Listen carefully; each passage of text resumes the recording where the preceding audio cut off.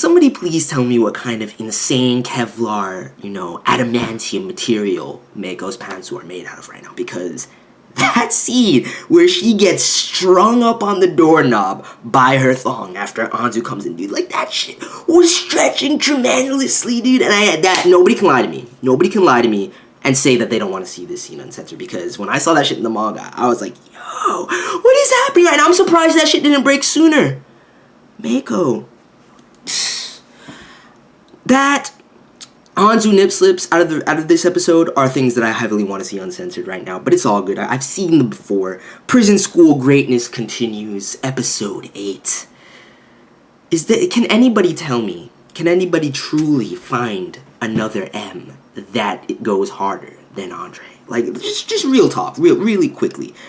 The man has a slave diary, okay? The man sunk into depravity, was in the most disheveled of states. And this isn't even the extent of the depths and the bounds of his M nature. Just trust me, it gets much. Like I say about all of Prison School. The scaling, next level. As soon as you think that something was just utterly absurd and you wrap your head around it, it shatters that and goes to the next stage, alright? Andre, shit, the man had flies swarming around him. He wasn't bathing. He wasn't eating. He was in the fucking corner. He was delirious to the point where he thought the cardboard MEIKO was actually her. To the point where he's busting through barbed wire to get his punishment, dude. Calling the girl mom after these manipulations in his slave diary. I think he's in this grand delusion, finally trying to get his punishment.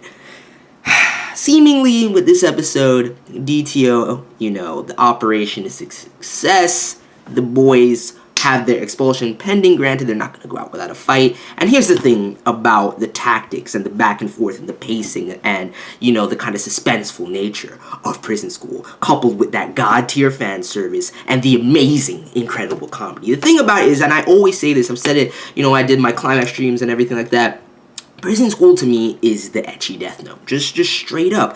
In terms of how things play off each other.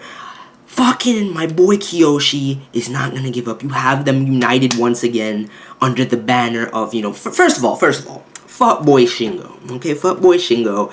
Here's the moment where, yes, he's still fuckboy Shingo in my eyes. But this is the moment where I stopped hating him. Okay, because after the whole sandbox scene with the kids and whatnot, and granted, the man the whole time is gallivanting with Anzu at the fucking movie theater, catching nip slips and panty shots and whatnot, pinching the girl's cheeks and everything. I'm like, yo, this man, I felt it, but here's the thing. He realized the error of his ways. He realized what a fucking prick he was being to his boy Kiyoshi, okay? He rushes back, breakneck, to help them, almost gets hit by a fucking truck, apologizes and acknowledges the error of his ways, right? So, in that, as a result of that, plus he catches the beating because, let's just be honest, he saw some nipple, man. You can't just let him get away unscathed after he's flaunting the nipple in your face. Like, Kiyoshi, you see this touching moment between them where Kiyoshi just kind of nudges him on the shoulder and everything like that. And he's like, really? He's like, you can hit me as hard as you can. Really? That's it? You guys forgive me? And then he just starts blushing and carrying on, talking. After you are the main reason at the end of the day. You betrayed them. You were snitching on them. Now you have it to where you were the final straw that allowed DTO to succeed. And you want to rub it in their face that you saw a nipple, man? Of course you're going to catch that beating. So after the beating and him seeing the error of his ways, I stopped hating Shingo, but let's not get it twisted. Even to where I am in the manga now, I'm like 5 chapters away from being caught up.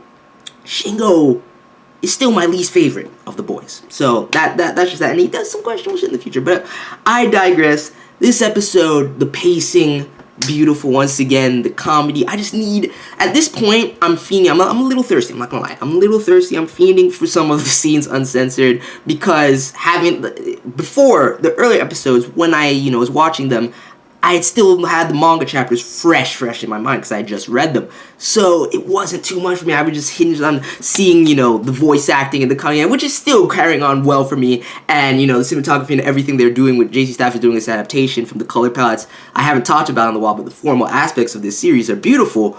But I need to see some of these scenes uncensored. I really do need to see some of these scenes uncensored. But aside from that, dude, Andre, man. Fucking Andre. Dude.